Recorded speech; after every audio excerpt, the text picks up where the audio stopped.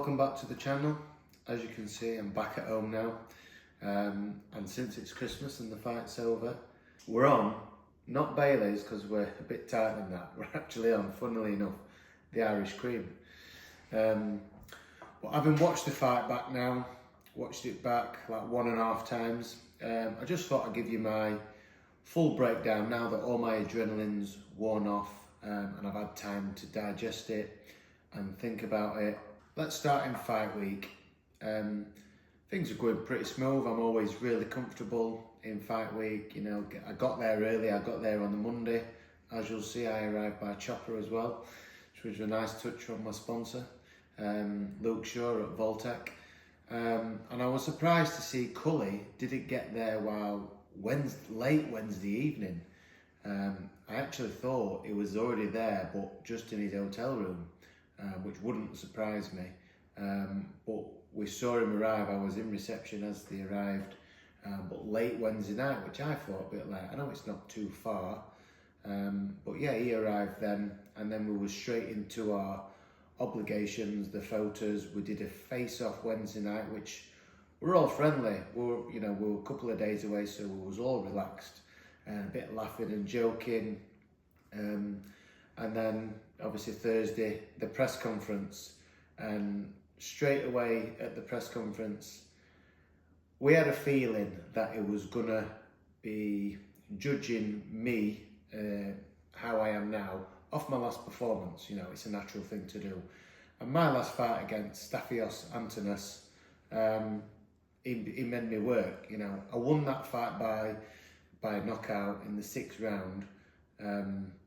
I was winning the fight. To anyone who didn't know the scores, because it was somehow we're interested in, I needed to know myself how that fight was going. So I asked the referee who was scoring that fight, and he says at the time of the stoppage, he says, you were 1 point up. Going into the last round, I were 1 point up. So although it was close and he was making me work, you know, I was still winning. And that's me on my worst night. I was still winning, but I pulled that fantastic shot out and ended the fight. So going into the fight, you know, I've got my stablemate Reece Mould, who did 10 rounds with him and got robbed. You know, everybody said that, including Eddie Earn, Reece has got the message on his phone, because Eddie messaged him and said, I thought you won that fight. And also, who Cully fought last, Francesco Patera. You know, I got to know Francesco out in Oklahoma. He was on the undercard when I boxed George Kambosos against Keyshawn Davis. And obviously we was the away side fighter, so we was together a lot and we got pretty pally. And as soon as the fight was announced that I'd got Cully, Francesco reached out and gave me his opinion on that fight. And again, you know, he was a little bit hard done by in that fight with Cully. But between Reece and Patera and my knowledge of boxing myself, Reece was saying, he says, honestly, you will have no trouble in reading his jab and reading his moves. He's not the quickest, which actually surprised me. And Francesco pretty much said the same thing. Although we've seen Cully early in his career flattening a lot of people, we've noticed that stop when he steps up a level, because what happens when you step up in levels is lads and fighters' punch resistance steps up. So that power disappeared. That was never something I was worried about. Using my experience, fighting somebody like Cully, who's tall, likes to box rangy, you know, something we'd spoke about in gym where put it on him a bit early, in round 1, you know, set the tone, let him know what he's in for. And I was quite surprised when I did try that. I think it were about a minute into the 1st round.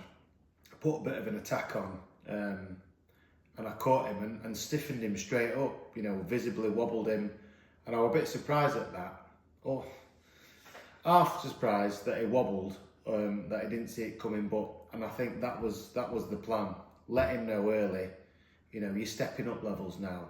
I knew I was his hardest fight. You know, he'd not boxed nobody on my level, and it was down to me to show him this is what happens when you step up levels. As the round started going on, you know, I wobbled him numerous times. You know, I found him to say how tall he was, you know, I got him fighting my fight, my game plan, using my experience and my footwork, and wobbled him quite a lot and visibly hurt him. And a lot of my mates who were there kept saying, why didn't you go for a kill? Why didn't you go for a knockout? You know, you had him. And again, using my experience, like if you'll go back to when I won the IBO title against Giovanni Straffon, I hurt him bad at the beginning at 5th round, and I absolutely threw everything but the kitchen sink at him. And in that round, I absolutely gassed myself out. I remember bell going on, I'm thinking, shit, I haven't got him out of there, and my tank's empty. But I had a fantastic training camp for that. You know, after my minute on the stool, I recovered and I got my second win and was able to do 7 rounds at a brilliant pace again. And another fight where it was a shutout. You know, it's a bit of a common theme, me getting these shutout wins. And I finished that fight, but my experience with this camp, you know, if you've seen my latest video of how the training camp went, the virus, I was not sure, you know, that's new to me. I've had to work around that. That's never happened before. So in my mind, as I'm boxing, I thought if I put an attack on now, use a lot of energy, and I don't get him out of there, I don't know what my powers of recovery are going to be. I don't know if I'm going to be able to recover the same as I did against Straffon. And again, just listening to my corner every round, every time I sat down, they were so relaxed and so smiley, just saying, you know, you're absolutely pissing this. Don't take no risk, don't do no daft.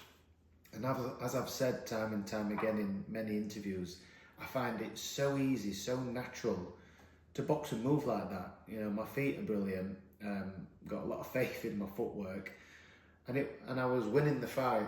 It was really comfortable to me.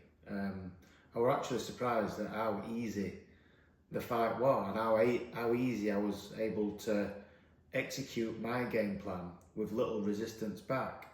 And again, something drawing similarities from Reece. Reece said he was a little bit worried about Cully's left hand because that's been his big power punch, his money punch throughout his career. But he caught Reece perfect with it and it just bounced straight off him. And Reece said at that moment when he landed that, he thought, right, that is his best shot. And it did not hurt one bit, so it automatically gave him confidence. And the same happened with me in that fight. I think he caught me with a left hand right hook, and I remember it landing. I was like, right, that is it. That is his best shots, and not feeling any effects. And I thought, right, that's it. He's got no more to offer now in this fight. Something else that I knew I didn't need to change what I was doing was his gum shield coming out. It happened 3 times, and I can accept it happening once or twice. Some people do have loose fitting gum shields. I don't know how, because my coaches have to get advice to get mine out because it's really well fitted.